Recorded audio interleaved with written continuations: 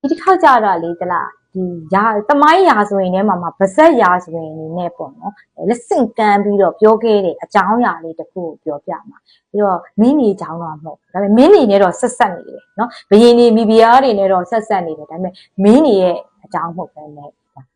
မုတ်တဲ့အကြောင်းနော်ခိုးတော်မုတ်တီဘယ်လိုပေါ်ပေါက်ခဲ့လဲစာဆိုရှိတယ်လားခိုးတော်မုတ်တီအစ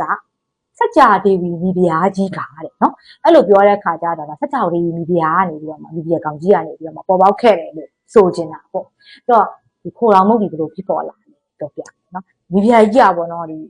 မိဖုရားကောင်ကြီးစัจ जा ဒေဝီနေမကောင်းနန်းတွဲမှာတော်တော်ကြီးတရှောင်ချောင်ဖြစ်ပြီးတော့ပြင်းပြင်းထန်ထန်နေမကောင်းပေါ့ကွယ်အစားတောက်တွေလည်းပြက်တယ်ပေါ့နော်ဘာမှမစားချင်ဘူးပြီးတော့နန်းတွဲမှာရှိတဲ့ဆေးဆရာတွေဘီဒီဆရာတွေကတွက်လိုက်ချက်လိုက်ကြတာပေါ့ဘာနဲ့တဲ့လဲပေါ့ဘလို့စားမှာသက်ရှင်မလဲပေါ့ဆိုတွက်လိုက်တဲ့ခါကျတော့တဲ့မိဖုရားကြီးအားတဲ့ပေါ့တီကောင်နဲ့တူတဲ့အစားအစာမျိုးစားရင်နဲ့အသက်ရှင်တယ်ဆိုပြီးတော့လက်ခတ်ဗေဒပညာရှင်တွေဘီဒီဆရာတွေကတွက်လိုက်တဲ့ခါကျတော့နန်းတွင်းမှာရှိတဲ့မူကြီးမတ်ရတွေနဲ့မူမတ်တွေကလည်းမနေတာဘူးပေါ့နော်ငါတီကောင်နဲ့လုပ်တဲ့အစားအစာဘယ်လိုလုပ်ရမလဲဆိုစပိုးစားတော့ကဲတွေခေါင်းစားပြီနော်စားတော့ကဲတွေစဉ်းစားတဲ့ခါကျတော့ခိုးတောင်ရွာမှာကလုပ်တဲ့ဒီအလုပ်လာလုပ်တဲ့အမှုထမ်းတဲ့ဓမ္မတွေလည်းရှိတာပေါ့နော်စပိုးဆောင်မှာဒီစားတော့ဒီချက်တဲ့အဆောင်မှာရှိတယ်ခါကျတော့သူတို့စဉ်းစားတယ်ပေါ့နော်သူတို့ရွာမှာပေါ့နော်အသီးအရွက်တွေကိုပေါ့နော်တုတ်စားတဲ့ဟာမျိုးကနေမှာဒီခိုးတောင်မုတ်တီဆိုတဲ့ဒီမုတ်တီနံပါတ်ကလေးပေါ့နော်တီကောင်နဲ့တူတဲ့နံပါတ်လေးကိုလုပ်ပြီးတော့မှတုတ်ကျွေးလိုက်ရင်တော့မိဖုရားကြီးအနေနဲ့ကရမင်းလိုက်မလားမသိဘူးပေါ့လေ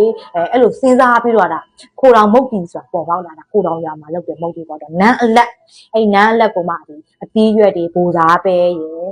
နောက်ပဲပါစီအရွက်တွေရယ်ထည့်ပြီးတော့မှပေါ့နော်စီဖြူစီနီတွေနဲ့ဒီခိုးတောင်ကရွာထွက်တယ်ဒီပဲမှုန့်နဲ့ပေါ့နော်တုတ်တာ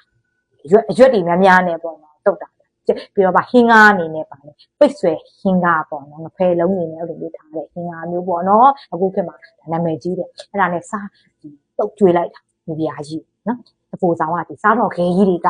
တုတ်ကျွေးလိုက်တဲ့ကမိဖုရားကြီးကအဲ့ဒါနဲ့ပြန်နေကောင်းလာပြီးတော့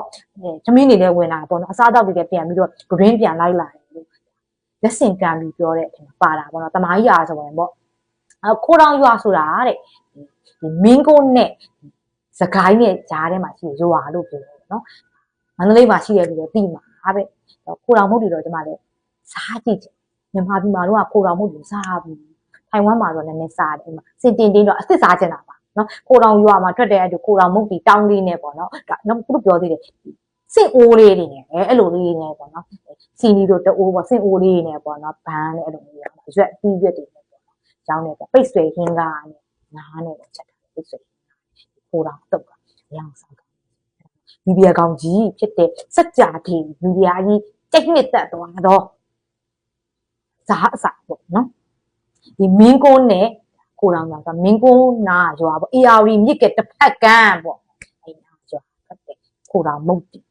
ခိုးတောင်မုတ်တီကနေနောက်ဆုံးမှနန်းတွင်းထဲကိုရောက်မိဖုရားကြီးဒီစัจ जा ဒေဝီမိဖုရားမင်းတုံးမင်းရဲ့မိဖုရားကောင်ကြီးတောင်နန်ဆန်မိဖုရားကောင်ကြီးကြိုက်တယ်အစားအသက်ရှည်တာဒီဟာကိုစားလိုက်တဲ့အတွက်မိဖုရားကောင်ကြီးကအသက်ရှည်လာပေါ့နော်ပြန်ပြီးကျမ်းမာလာဒါရေရအနေနဲ့ပြောပြမယ်ဆိုရင်ဒါမကျမ်းမာတော့ဘူးနေမကောင်းဆိုရင်တော့မိဖုရားကြီးညီးတိုင်းပေါ့နော်ခိုးတောင်မုတ်တီတာစားရေရခြေလိုက်ဘုရားကိုကတ်ဒါဆိုရင်သက်ရှည်ရဲ့ရေရနန်းလက်လို့ပြောတာခိုးတောင်မုတ်တီကနန်းလက်လို့ပြောတာနော်နန်းဆိုတာဒီနဲ့တူခိုးတောင်မုတ်တီရဲ့တမန်